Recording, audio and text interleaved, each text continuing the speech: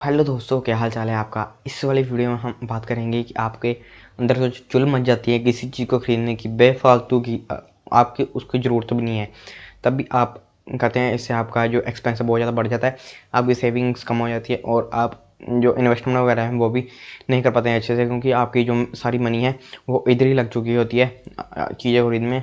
तो और आप अपने आप माइंड को ट्रिक करते हैं कि ये मुझे बहुत ज़्यादा ज़रूरी है, इसका मुझे बहुत काम है, और महीने बाद वो ऐसी पड़ी रहती है चीज़, उसका कोई काम नहीं रहता।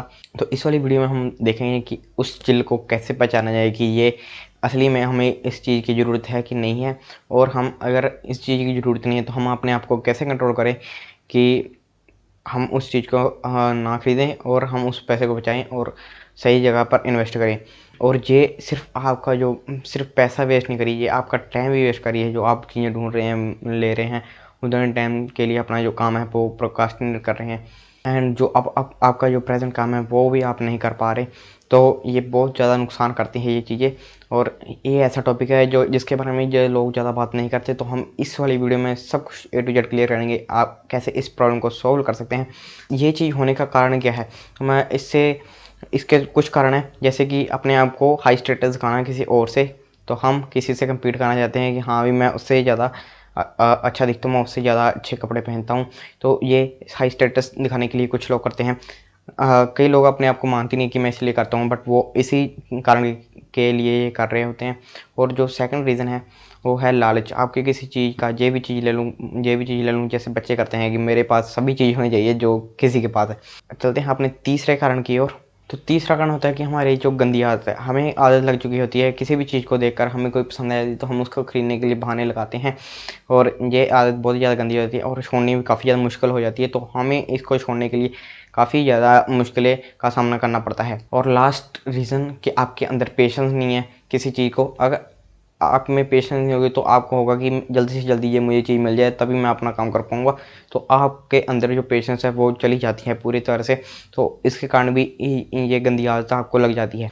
तो इसके हम सॉल्यूशन की बात करते हैं कि आप इसको कैसे जो इसका सॉल्यूशन निकाल सकते हैं और आप इससे इस प्रॉब्लम से छुटकारा पा सकते हैं। तो सबसे पहले जो आपको क्या करना है, अपने आप से वादा करना है कि मैंने ये काम छोड़ना है। अगर आप नहीं चाहते और सिर्फ वैसे ट्राई करने के लिए आने लग पड़ो तो काफ़ी ज़्यादा डिफ़िकल्ट है। अपने आप को आपको डेडिकेटेड रखना पड़ेगा कि मैंने अगर ये करना है तो करना ही है, और आपको कमिटेड होना पड़ेगा इसके लिए कि आपको इस चीज़ के लिए कंट्रोल करना है।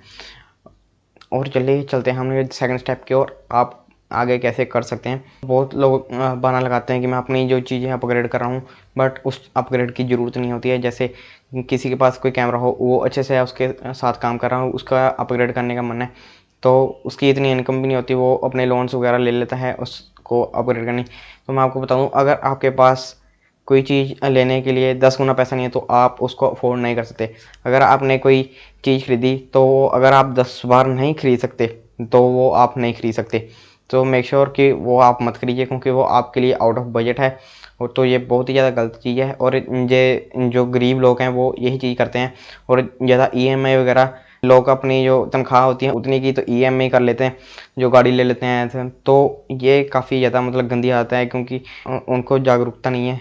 जो उनकी चादर है उससे बाहर पैर निकालते हैं, मतलब कि वो अपने जो इनकम है उससे ज़्यादा वो खर्चे करते हैं। तो इससे उनकी जो फाइनेंशियल कंडीशन पर काफ़ी ज़्यादा बुरा फ़र्क पड़ता है। तो आपको एनालाइज़ करना है कि मुझे जो चीज़ खरीदना आप चाहते हैं कि वो सही है या गलत। इसके लिए आप अपनी जो नोटबुक लिख सकते हैं और उसमें एक लाइन खींचे, और लेफ़्ट और राइट साइड पर आप उन चीज़ों के बारे में लिखें, वो उसकी प्राइस लिखें कि कितने की है, क्या आप उसको अफोर्ड कर सकते हैं, उसके बारे में लिखिए। अपने आप से पूछिए कि आपको वो चीज़ की क्यों ज़रूरत है, और उसको लिखिए। और उसके खरीदने के फ़ायदे और फ़ायदे और के खरीदने के नुकसान, और आपका क्या क्या काम जो हो उससे प्रॉब्लम आ रही है आपको, तो वो भी लिखें। तो आप ऐसे नहीं कि जिसमें नंबर ज़्यादा है तो वो जीत गया।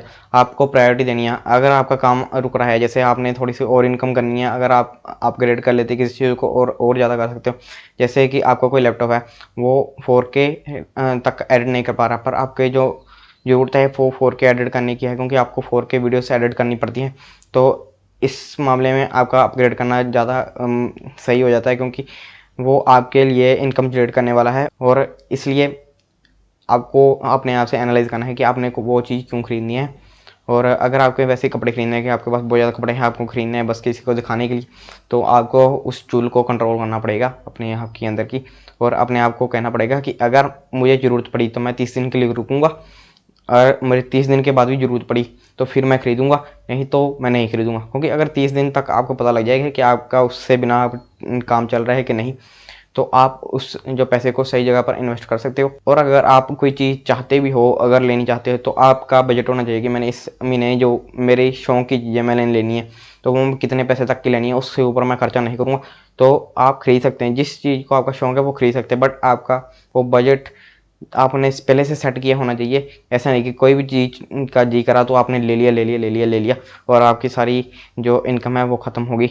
तो ये भी आपको काफ़ी ज़्यादा फाइनेंशियल बैड सिचुएशन में डाल सकती है। तो अगला स्टेप है कि अगर आपको किसी की चीज़ की ज़रूरत है, जैसे कि आपको लग रहा है कि आपको ट्राइपॉड की ज़रूरत है अपने कैमरे के लिए, बट हो सकता है कि आपको उसकी ज़रूरत ना हो, तो आप क्या कर सकते हैं, किसी दोस्त या किसी रिश्तेदार या आपके रेंट पर लेकर आ सकते हो उस चीज़ को, क्योंकि वो आपको काफ़ी ज़्यादा सस्ती पड़ेगी। और आप उसको 3-4 दिन यूज़ कर देखो कि आपका उस चीज़ से जो फ़र्क पड़ रहा है कि नहीं।